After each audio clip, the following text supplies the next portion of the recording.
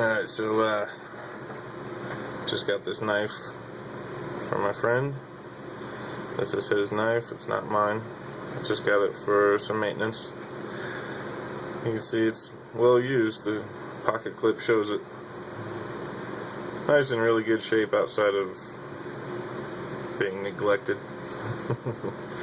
It's filthy and it needs to be resharpened. You can see the G10 is in pretty good shape, still pretty grippy.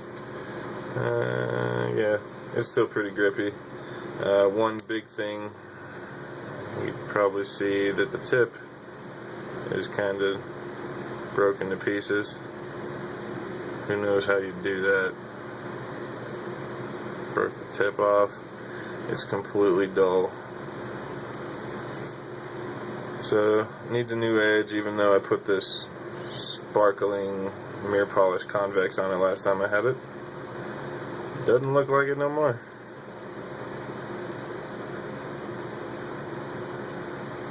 Whatever, this knife is a user. And I live in Colorado, and my friend that owns this knife lives in Florida, so I can only get it to maintain it for him every once in a while, because he just should not do it himself. You can see inside that spring has a whole bunch of crap all over it. You can see around the blade right here, there's a bunch of crap in it. Around the lanyard tube, it's disgusting. Oh, this is a good one. And I don't know if this will show up with how my lighting is. Yeah, you can kind of see it. Inside the jimping is just filthy nastiness. Back here on the lock stop, which is this bar right here,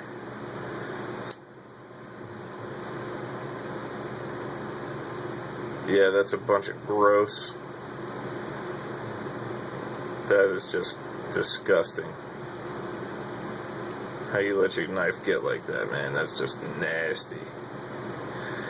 I mean, functionality is still perfect. Super smooth, which you have come to expect from this lock. This is like the smoothest lock that is made, because there's actually a ball bearing that rides on the blade tang inside of there. You can see the blade tang roll past it with a whole bunch of crap in it. That's just nasty. But, oh man, you can see more in there too. That's just gross. So, I didn't know it was this gross, so I'm going to be taking it all apart and cleaning it before I put an edge on it. Oh, this is something else I noticed inside of these pocket clip screws. I'm going to have to clean those out because they're filled flush with crap. Yeah, that's just nasty, Justin. You need to do something about that. Something. I don't know what. Wherever you're laying in dirt and packing your screws full of dirt, these are the ones that are exposed out of your pocket naturally, so if you lay down on some dirt, then there's probably some Florida dirt in there. All the rest of the screws are pretty clean. The pocket lint in these, not a big deal. But that's gross. So, yep. If I finish with it tonight, I'll try to remember to make a video of how it looks afterwards. So yeah. Alright, so update on this knife. Just took it apart most of the way so you can see how disgusting it is inside of here. Get rid of that light.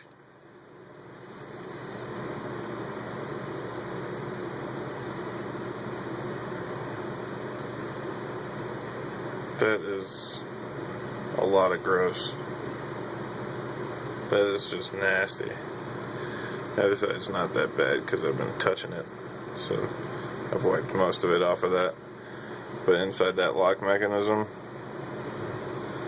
some pocket sweat rust going on inside of there. All that pocket lint is just caked up in there.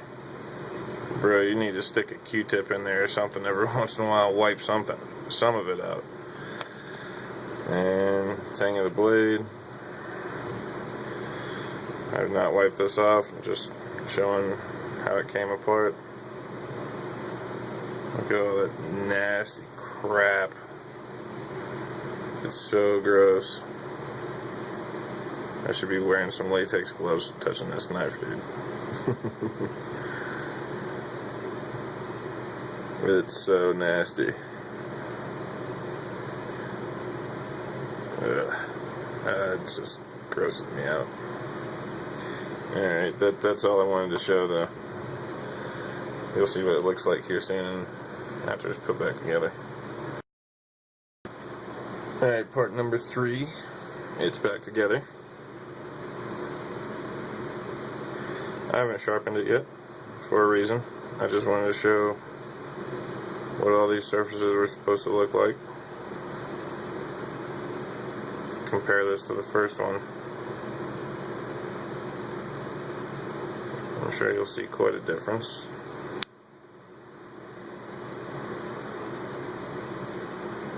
This knife looks like it's got jewelry in it now.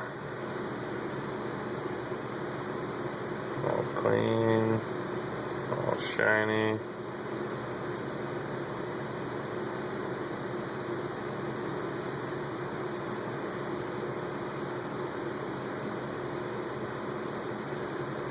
I also sanded slightly the bronze bushings that are in here, and I milliteched the surface between the bushing and the blade, so it's even smoother than before. As you can see, the table's in the way, so it's not going to close all the way, but if I pull back on the lock while it's vertical, it just falls.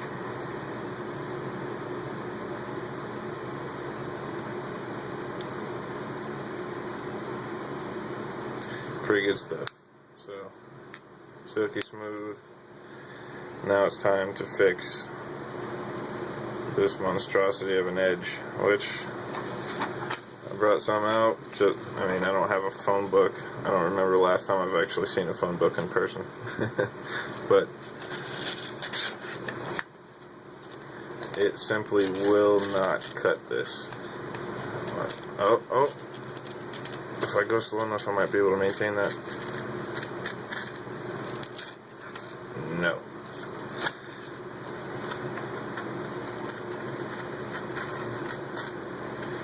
This is... No, it just won't cut. Like I showed you before. This is actually with a decent amount of pressure. And yes, my finger is in fact on the edge. You can see putting pressure in there.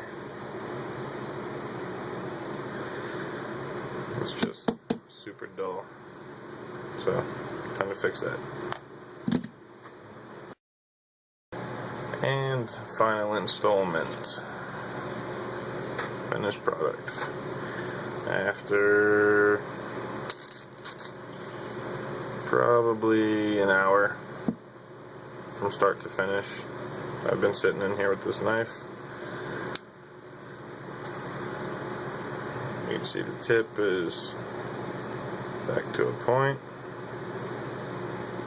It is back to being a convex shaving sharp edge from tip to heel.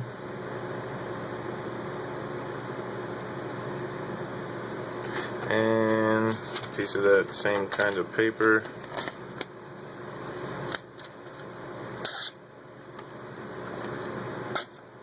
Oops. Well, I'm failing.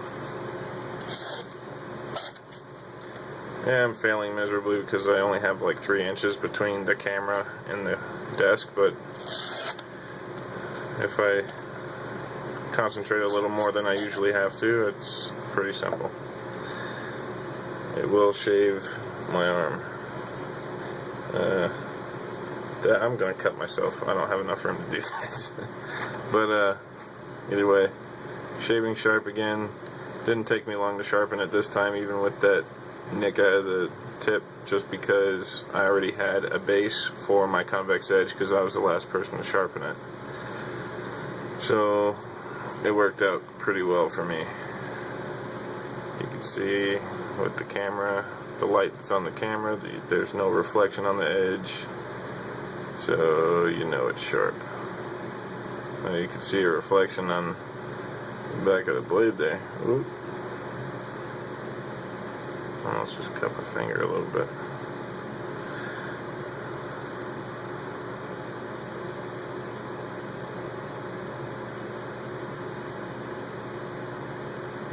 You can see all the scratches. This thing is quite a bit of a user. Oh, something I forgot to mention.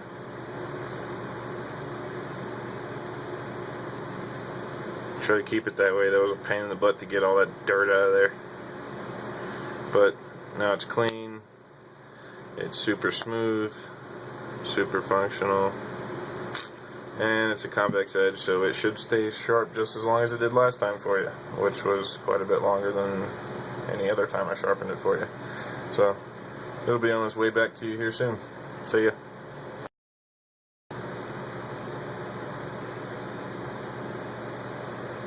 One thing I forgot to mention about this knife, the last thing that I'm going to be doing to it before I package it up to send it back to him, is waxing the blade. Some people like using tough cloth, some people like using other silicone kind of wipes, like what you would use for a gun or something, to put some sort of silicone or oil on it or something. What I use on my knife blades, like I'm not going to wax the inside of the handle or anything, the liners or whatever. My preference is this stuff. Flitz Rifle Gun and Knife Wax. You get all your finger oils, you wipe down the blade. I mean, just grab a rag or something and wipe it off. I mean, I use old socks, so just grab the blade, one of those, don't touch it again, and then you just grab a Q-tip, wipe it on the blade, let it sit for, I don't know, remember what the time and the directions actually says, but I let it sit for around 5-10 minutes, maybe longer sometimes if I forget about it, but it'll turn kind of chalky, and then you just wipe it off, and I mean, your fingerprints won't even stick to it. It's pretty impressive stuff. It stops rust pretty much. It's anti-lint, it's anti-dust. It's just a good product, and it's not expensive. That whole bottle, I mean, I've had that bottle for like 2 years, sorry. Yeah, about 2 years. And it's maybe a quarter of the way empty, and I've had a lot of knives in that amount of time that I wax somewhat regularly, and just so people that are into DLC blades, it works great on this stuff too. I mean, DLC is already a blade protection coating, and it's a very effective one at that, but then it stays prettier longer. That's the easiest way to put it, if you use some sort of wax or something. So that's all I wanted to get out there. See ya.